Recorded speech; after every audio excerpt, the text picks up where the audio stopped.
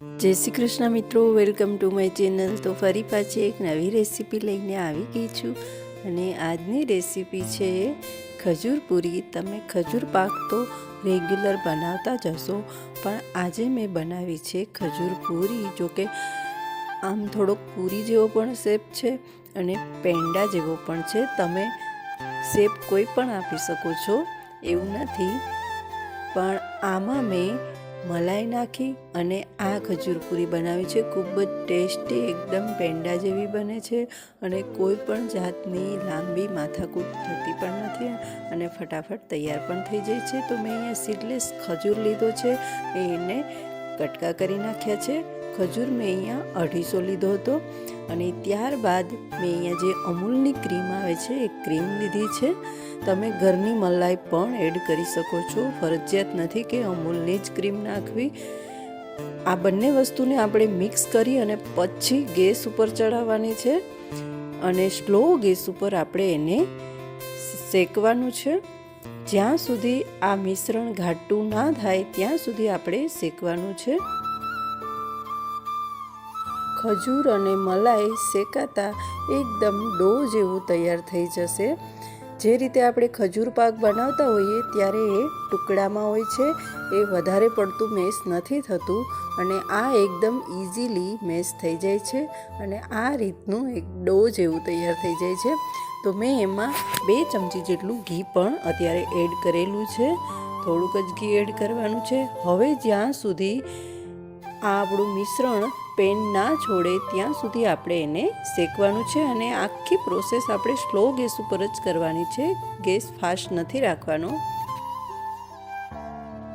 તો તમે જોઈ શકો છો કે આપણું મિશ્રણ રેડી થઈ ગયું છે અને સારી રીતે ખજૂર શેકાઈ ગયો છે, એમાં જરા પણ મલાઈનો ભાગ દેખાતો નથી। આ રીતનું થાય એટલે આપણે ગેસ બંધ કરી દેવાનું છે। જો થોડુંક ઢીલું હશે તો બગડવાના ચાન્સ રહે, કેમ કે આપણે આમાં ક્રીમ નાખેલી છે એટલે। જો કે વધારે કોઈ વાંધો આવતો જ નથી અને પછી આપણે ઠંડુ પડે એટલે એમાં બધા ડ્રાયફ્રૂટ નાખી દઈશું।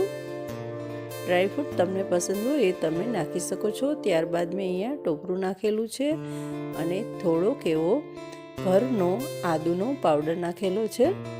આ બધી વસ્તુને આપણે મિક્સ કરી દેવાની છે અને પછી આપણે કોઈ પણ શેપમાં આ રીતની પૂરી બનાવી લેવાની છે। જો તમારે પૂરી બનાવવી હોય તો પૂરી પણ બનાવી શકો છો, લાડુ પણ બનાવી શકો છો, એવું ફરજિયાત નથી કે પૂરી જ બનાવવી, પણ મેં આ રીતે પેંડાનો શેપ આપી અને પૂરી જેવું બનાવેલું છે।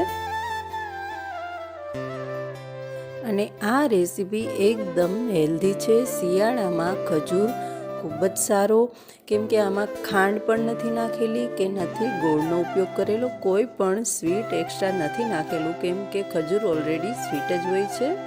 અને ત્યારબાદ આપણે ગાર્નિશિંગ કરવા માટે મેં અહીંયા ટોપરાનો ક્રમ્સ અને મગજતરીના બી બંને મિક્સ કરી અને આ રીતે બંને બાજુ કોટિંગ કરી લીધું છે। તો તમે જોઈ શકો છો કે લુક એકદમ સરસ આવે છે અને ટેસ્ટમાં પણ ખૂબ જ સરસ બન્યું છે અને 250 ખજૂરમાંથી એટલી બધી પૂરી તૈયાર થઈ છે આપણે અને ફટાફટ બની પણ ગઈ છે। ઓછામાં ઓછી 20થી 25 મિનિટનો સમય લાગે છે, એનાથી વધારે સમય નથી લાગતો।